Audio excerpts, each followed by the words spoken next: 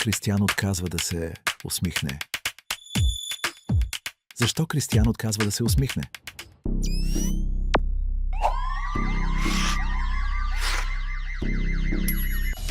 Защото, както всяко нормално момче, той мечтае. Но, както му се струва на него, днес той мечтае за нещо невъзможно. За какво мечтае Кристиян? За костюм. За обувки. За хубав бал.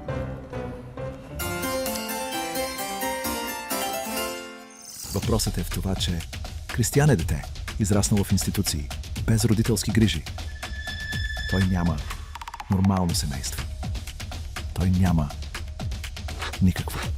И най-елементарните неща за нас, за него, са въпрос на лукс. Но той не знае, че неговото семейство всъщност сме ние, всички хора, с добри и щедри сърца. Да помогнем на Кристиян да се усмихне. Ако всеки от нас подари колкото може, можем да подарим всички заедно един незабравим първи бал. За помощ и дарения последвайте линка в описанието.